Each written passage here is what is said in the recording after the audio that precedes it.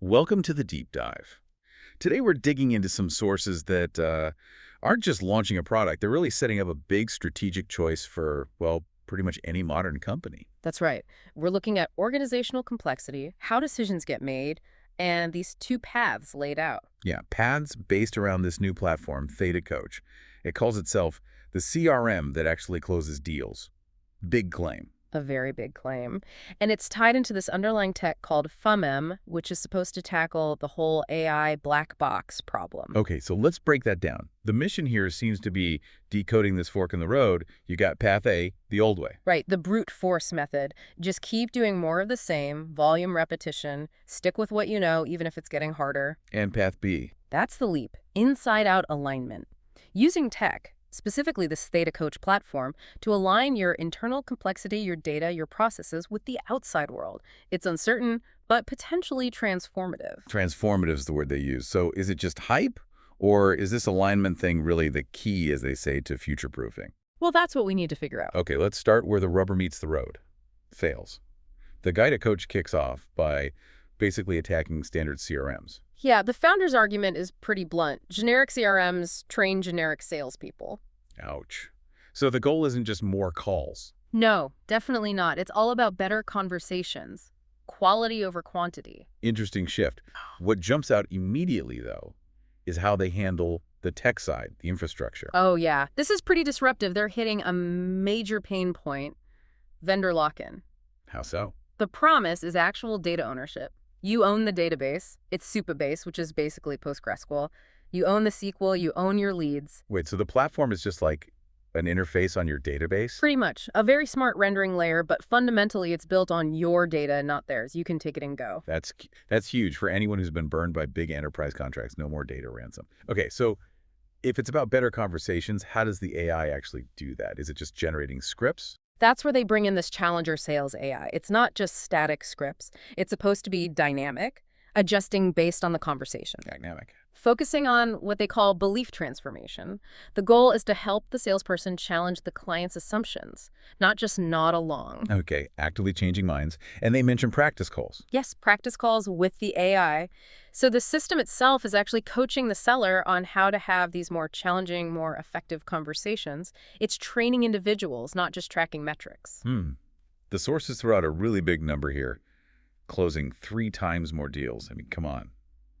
3x. Where does that even come from? Look, I agree it's a bold claim. The justification seems to be a combination of drastically cutting down non-selling activities, pure efficiency, and that improved conversation quality we just talked about. Efficiency driven by... The interface itself, they call it terminal-powered magic.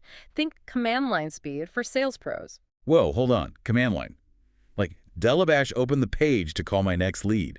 Isn't that going to scare off, like, 90% of salespeople? That sounds like something for engineers. That's a fair question. It does seem geared towards the power user, right? Someone who sees their workflow as something to be optimized to the second. So maybe not for everyone on the sales floor. Perhaps. Or perhaps it's about focusing on the highest value activity. If you eliminate clicks, menus, searching, just CRM next, and boom, the AI surfaces the absolute best lead based on all the data. Well, that saves serious time. Okay, I can see the appeal for a certain type of high performer. It's about removing friction. Speed. Exactly. Maximum focus on conversion. It fits that inside-out alignment idea, aligning the tool directly with the goal. All right, let's talk about how they're rolling this out. Their pre-launch pricing is, well, it's interesting. It feels like part of the strategy itself. It absolutely is. Look at the Explorer tier. $1 a month. Forever if you sign up early. $1. That's basically free. It's just getting people in the door, testing the waters with zero risk. Right. But then you get to the founding member tier. $497 a month. That's where the real commitment kicks in. And the sources are really explicit about this, aren't they? It's about validation. Totally. They literally say, your commitment, our fuel. Paying that $497 before it's fully launched is you actively betting on Path B. You're buying into the alignment vision. And in return, you get special status, input on features. Yeah. You're an early believer. Lifetime status, VIP treatment, priority support. It makes sense. You're funding the vision. And then there's the top tier, enterprise support at $2,500 a month. Which is basically the we'll handle everything option for bigger companies. Setup, coaching, integrations, 204/7 support removes all barriers to adoption if you're willing to invest. So the pricing itself forces the strategic choice. Mm-hmm. Are you just exploring, or are you buying into this new paradigm? Which brings us nicely to that double-sided triple percentage analysis you mentioned. Exactly. This analysis frames the core dilemma. Path A, go with the flow, sticking with the status quo, the brute force method. Which gets a 90% for predictive knowledge. You know what you're getting. It's familiar. Very predictable, but, and this is the kicker, only 70% for impact if successful. What does that mean? High predictability, limited impact. It means you're guaranteeing a struggle. You know exactly how hard you'll have to work just to tread water, basically. The market's complexity is outrunning your ability to manage it the old way. So you're predicting diminishing returns. Precisely. The analysis sums it up pretty starkly. It will work until it doesn't. It's a path of guaranteed effort for maybe incremental gain. Okay, so that's the safe but potentially doomed path. What about path B? Join by buying in with ThetaCoach. Lower predictive knowledge, 70%. It's new, it's uncertain, but the payoff, rated 100% impact if successful. Total, nonlinear change. 100% impact. Okay. That's transformative language again. What does that actually look like? It's about systemic coherence. If this inside-out alignment actually works like they claim, it solves, and I'm quoting the source here, the fundamental business problem of the next decade. Which is Managing internal complexity to match external complexity. Think about it.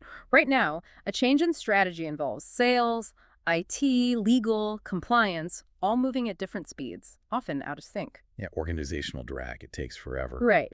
But if you're truly aligned inside out, a change ripples through the system coherently. Your sales process changes, and maybe your compliance checks or IT needs automatically adapt. It's about building an organization that can scale its intelligence and responsiveness, not just its effort. So that 100% impact means future-proofing. Yeah.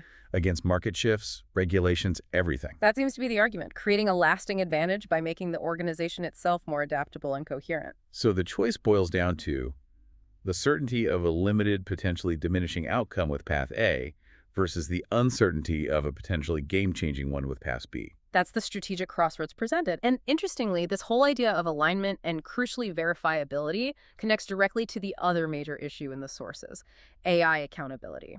Ah, okay. So we're shifting from sales alignment to the broader problem of trusting AI. Exactly. It turns out this inside-out coherence is critical there too.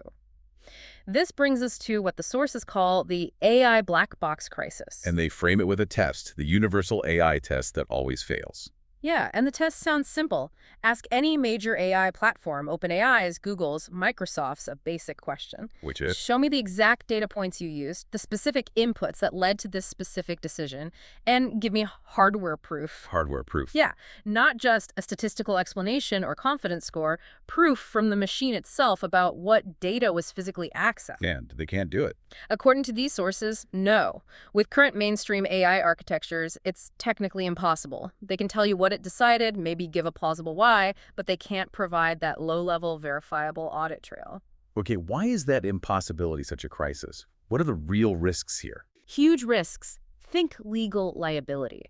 If your AI makes hiring or loan decisions, and you face a discrimination lawsuit, discovery requests will ask for proof of how the decision was made. And if you can't provide it? The sources call it writing blank checks to plaintiffs. You simply have no defense if you can't explain the mechanism. Wow, okay. And it's not just legal?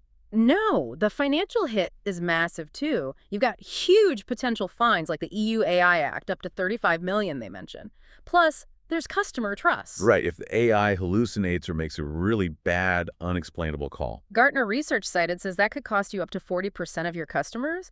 Trust evaporates instantly when AI goes wrong, and nobody can say why. So this black box isn't just a technical curiosity, it's a fundamental business threat, especially in high-stakes areas. Absolutely. Healthcare, finance, law enforcement, anywhere critical decisions are being made or influenced by AI, this lack of provability is a ticking time bomb. Okay, so that paints a pretty scary picture. Let's talk about the solution proposed in the sources. This FEF technology hardware-verified AI attribution from ThetaDriven. How does it claim to crack a problem that the tech giants haven't? It starts with a fundamentally different approach to data. They call it the unity discovery, and it's summed up in this formula. SEPH. SPH. Semantic is physical is hardware. SAPAH. Okay. Translate that for me. Semantic is physical. Right. In normal systems, the meaning of data, semantic, is abstract. It's separate from where that data is physically stored on a chip, physical. You have lookup tables, pointers, indirections. Like a library card catalog pointing you to a shelf, but the subject isn't the shelf number itself. Exactly. With SAPH, they claim the semantic meaning becomes the physical memory address. They are literally one and the same, no indirection. How does it even work? And how does it help? By making meaning and location identical, the system can track knowledge usage by tracking physical access on the hardware. It changes how AI relates to data. So current AI uses proximity. Like diabetes is statistically near insulin in some abstract space. Right. Proximity gives you context, relationships. But FIM, because of SAPH, aims for meaningful position. Position. Yeah. Position 1 means the most important factor considered. Position 2, the second most important, and so on. It's ranked. How do they achieve that ranking and positioning? They use something called short rank. It identifies the most critical data points for a given query or decision before processing and physically clusters them together in the fastest part of the memory, the cache. Okay, clustering important stuff sounds logical, but why does that guarantee performance gains? They mentioned 8.7 to 12.3 times faster. That's specific. Because it exploits physics. Computer processors are fastest when the data they need next is already physically close, spatial locality, and likely to be reused soon, temporal locality. By pre-ranking and clustering the most important data with short rank, you maximize both. You're basically predicting what the processor will need and putting it right there. Essentially, yes. You're aligning the data structure with the physical constraints of the hardware to eliminate wasted time fetching less relevant data. The performance gain isn't just a software trick. It's a consequence of respecting the physics of computation. Okay, physics-based speed up. And this position awareness, because semantic I is physical, is what enables the audit trail. That's the claim. Because meaning equals address, tracking the decision becomes tracking a sequence of access positions. Positions 1, 47, and 203 were accessed. So instead of a vague explanation, you get a list of specific factors identified by their importance rank. Exactly. Position 7 isn't just related to blood thinners, it is the specific warfarin interaction data point. And, the AI physically accessed that specific piece of knowledge because its position was recorded. But how do you prove that access? Couldn't the software just fake that list?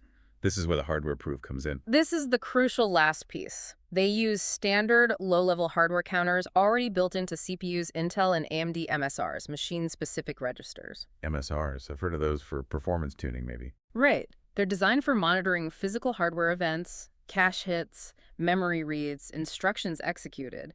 They operate below the main OS level. The point is, these counters track physical activity. And they can't be easily faked by software. The sources emphasize they cannot lie about the physical events they record. So when SEPAH ties meaning to a physical address and the MSR confirms access to that physical address, you get a verifiable hardware-backed audit trail of the AI's thought process. That's the breakthrough they're claiming, a way to finally prove at the hardware level why an AI made a decision. Which is exactly what you need to defend against those lawsuits. Yeah. Meet regulations like the EU AI Act and rebuild trust. Wow. Okay, so we've gone from optimizing sales calls with terminal commands all the way down to using CPU registers to verify AI decisions. It's quite a journey, but the thread connecting it all seems to be this idea of internal coherence and verifiability. Managing complexity. Absolutely. Whether it's your sales process needing alignment with market reality or your AI needing alignment with legal and ethical reality, the sources argue the path forward isn't just more brute force. It's about building systems that are internally consistent, efficient, and critically provable. It really reframes the challenge for leaders, doesn't it? It's less about just pushing harder and more about designing smarter, more transparent systems. A fundamental shift from sheer effort to verifiable intelligent structure. Which leaves us, and you, with a pretty potent final thought to consider. The sources stated very directly, without hardware-level proof, you're writing blank checks to plaintiffs' attorneys. A stark warning. So here's the question to mull over. If that inability to prove why an AI acted is truly an existential risk threatening massive fines, huge reputational damage, potentially crippling lawsuits, how long until regulators, courts, and maybe even customers demand this level of hardware-verified transparency as the absolute minimum standard for any significant AI deployment? How fast does this become table stakes? Something to think about. Indeed. Think about that, and we'll catch you on the next deep dive.